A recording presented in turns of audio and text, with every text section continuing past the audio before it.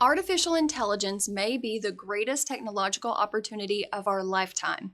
It could also become one of the most expensive investment mistakes we've ever seen. The question isn't whether AI will change the world, because it already has. The trillion-dollar question is whether the financial returns will eventually justify what we're spending on it.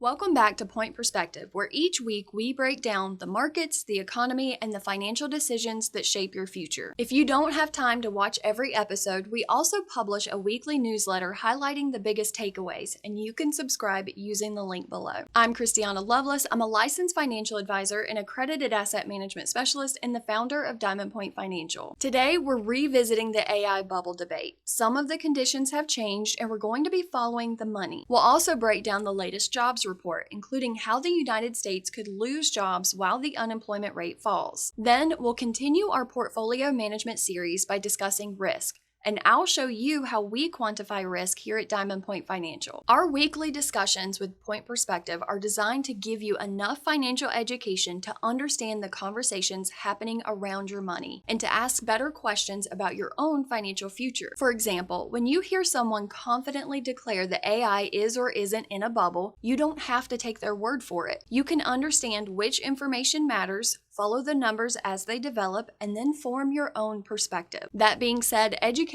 is only one piece of financial planning. If you'd like to see how we bring investments, tax strategies, estate planning, and insurance all together through our 4 cornerstones, I'd encourage you to visit Diamond Point Financial using the link below. So at what point do we admit that AI is a bubble? We discussed the possibility of an artificial intelligence bubble several months ago, and since then the numbers have only gotten bigger. The spending is bigger, the valuations are higher, and inevitably comparisons to the dot-com bubble continue. Current estimates suggest major companies could spend more than $1.5 trillion in 2 years. Much of that spending is supporting data centers, chips, computing capacity, and the infrastructure required for artificial intelligence. Those numbers are enormous, but enormous spending alone doesn't create a bubble. So when people ask whether AI is a bubble, we need to ask a better question, like where is the financial risk actually accumulating? Because not every company participating in the AI boom is financing that investment in the same way. A company can be completely right about the future and still be a terrible investment. Think back to the dot-com era. Investors weren't wrong that the internet would transform the economy. They were extraordinarily right about that. What many investors got wrong was which companies would survive and how much those companies were actually worth. And it is very possible we'll see something similar with artificial intelligence. AI adoption is growing. Demand for computing infrastructure is massive, and based on recent earnings calls, we know that some of the largest technology companies are already reporting significant growth in their cloud businesses. But that does not automatically justify every valuation. A company could develop extraordinary technology, grow rapidly, and still become a poor investment if investors paid too much for the future profits it eventually produces. That's why it's important to ask not just about AI, but will this particular investment generate an attractive return at the price I'm paying today? With big tech projected to spend over $1 trillion, even cash flows may not tell the entire story. Looking at Oracle has publicly announced plans to raise $45 to $50 billion this year to expand its cloud infrastructure. Approximately half is expected to come from debt in the form of bonds, then half from equity-related financing. And borrowed money has a cost. Using borrowed capital to finance investments or grow the business is what we call leverage. When interest rates are low, companies can finance giant projects relatively cheaply. But when rates remain elevated, the same interest rate environment doesn't create the same amount of risk for every company. If the company is generating tremendous cash flow, they'll have more flexibility. However, if a highly leveraged company is borrowing money today based on profits they expect tomorrow,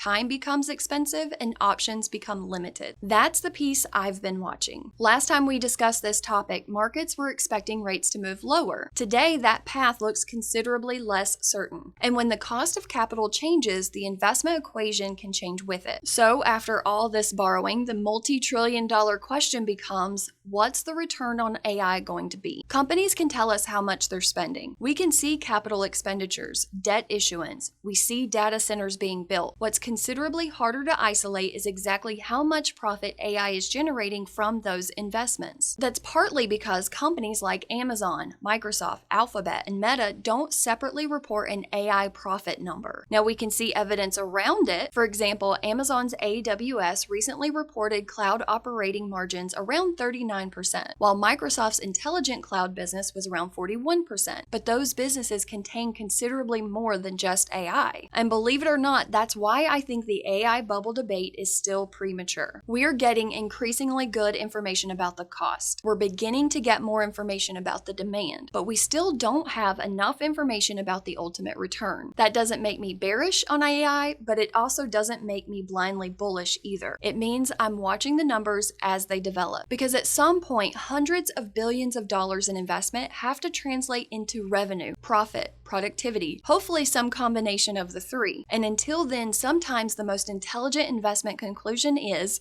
that we'll have to see. The U.S. lost jobs in July and unemployment actually fell. So how can both of those things be true at the same time? According to the latest jobs report, total payrolls declined by 23,000 in July and the unemployment rate moved down from 4.2% to 4.1%. At first glance, those numbers seem to contradict each other, but they're actually measuring the labor market in two different ways. Looking beneath the headline, private employers still added about 30,000 jobs, while more than 264,000 people left the labor force completely, meaning they were no longer working or actively looking for work. That's an important distinction because you're only counted as unemployed if you're actively looking for a job. That's why one economic statistic can hardly ever tell the entire story. Less hiring doesn't necessarily mean more firing. There really isn't just one U.S. job market.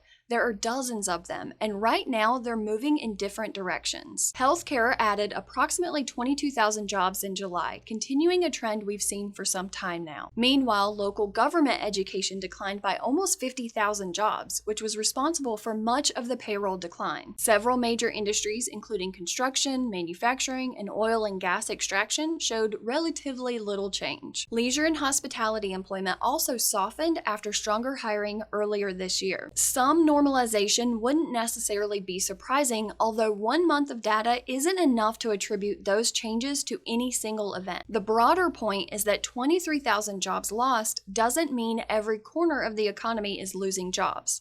And other labor market indicators aren't currently showing the kind of stress that we would normally associate with major employment downturn. Weekly unemployment claims remain relatively low, so it could simply be that businesses are becoming more selective about adding new employees. A slowing labor market and a collapsing labor market are two very different things. And believe it or not, a slowing labor market may not be a bad thing. Everyone celebrates when unemployment falls. But would we actually want unemployment back below 4%? This goes back to something we discuss frequently in economics, and that is trade-offs. Extremely low unemployment sounds wonderful. Politicians always like to brag about it. More people have jobs, workers have greater negotiating power, and employers may have to offer higher wages to compete for a limited number of available employees. Those are good things for workers, but there is another side to that. When businesses have to compete aggressively for a limited supply of labor, wages can rise faster. When labor costs rise faster than productivity, businesses may eventually pass on some of those additional costs through higher prices, and that can contribute to inflation. And persistent inflation can keep interest rates higher, making mortgages, business loans, and other forms of leverage more expensive. Some people may argue that that is a worthwhile trade-off if workers have greater negotiating power and higher wages. Others may be much more concerned about the inflationary consequences.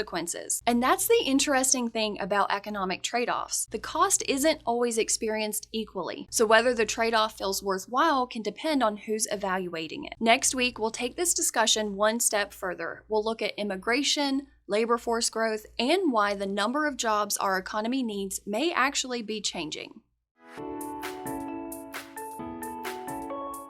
If your portfolio dropped 20% tomorrow, what would you do? Would you buy more, do nothing, or start looking for the sell button? The answer to that question matters more than you might realize. Last week, we discussed how portfolio construction begins with your goals and your time horizon. But before we ever begin choosing investments, we need to understand your relationship with risk. Most people think about investment risk in three categories: low, moderate, or high. But that's a pretty crude way to measure something that's incredibly personal. Risk exists on a spectrum. Two people could both consider themselves moderate investors while having completely different reactions to a 15% decline in their portfolios. That's why at Diamond Point Financial, we don't just ask clients how much risk they think they're comfortable taking.